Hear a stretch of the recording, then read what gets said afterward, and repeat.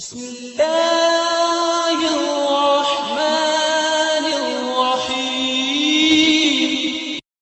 نبوت سے قبل حضرت شعیب علیہ السلام کے ہاں حضرت موسیٰ علیہ السلام بکریاں چرایا کرتے تھے۔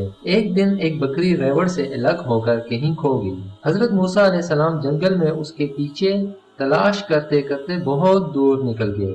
اس سے آپ علیہ السلام کے پاؤں مبارک پر ورم آ گئے اور زخمی بھی ہو گئے۔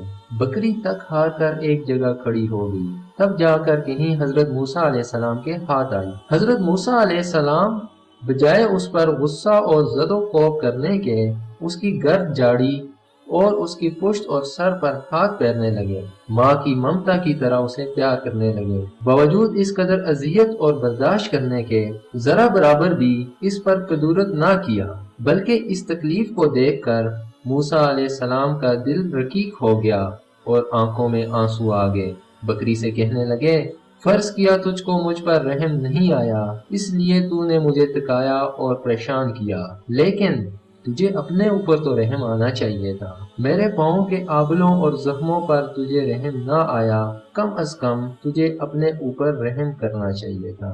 اسی وقت ملائکہ سے حق تعالی نے فرمایا کہ نبوت کے لیے حضرت موسیٰ علیہ السلام زیبا ہیں۔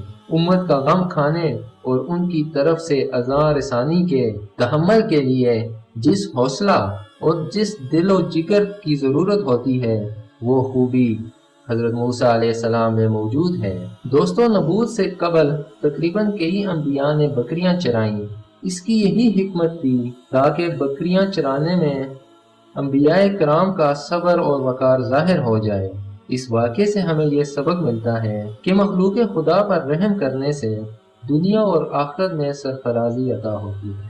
اللہ تعالی ہمیں بھی مخلوق خدا پر رحم کرنے کی توفیق عطا فرمائے، اور انسان کو یہ کوشش کرنی چاہیے کہ اس کی ذات سے کسی کو تکلیف نہ پہنچے۔ آمین۔